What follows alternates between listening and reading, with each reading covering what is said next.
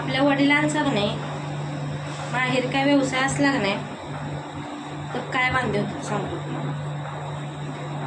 आमच्या घरी लाकडांचा व्यवसाय आहे, मच्छीचा व्यवसाय आहे, तर तो जास्त आम्हाला सांभाळायला लागायचा. म्हणजे लग्ना अगोदर हाय पप्पा जास्त नसायचे आणि मला कुठं पण दुकानला जाऊ दे, पारावर माळव आणायला जाऊ दे, तर दुकानात कुठं तर जाऊ दे, मी त्यांना म्हणलं ना सहज, अहो टाका की थोडंसं, काय होते त्याला, लाकूड एखादं जादा टाकतीस का, माशाचं फळ एखादं टाकतीस का जादा.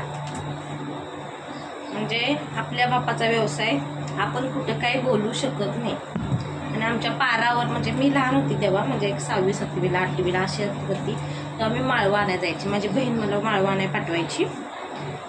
त्यावेळेला एक आमच्या शेगावातले म्हणजे भाभी आणि गुलाबबाई म्हणून बसायचे, ते सगळं माळवं विकायचे आणि ते आमच्या घरी लाकडं घ्यायला यायचे.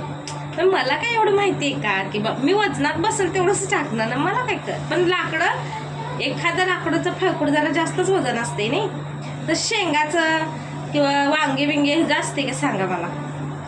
तर मी त्यांना काय म्हणायची, टाकाना भाभी जास्त, एखादं 4 टाकाना ज्यादा, बामनी की छुरी छुपे, तू लकड़ी डालतेस का एखादा, ये बामनी की छुरी बहुत आगाव.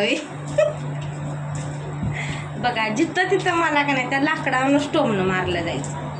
म्हणून आपल्या वडिलांना सांगा, व्यवसाय करा, बघून करा, कुणी टोमणं माराय नको.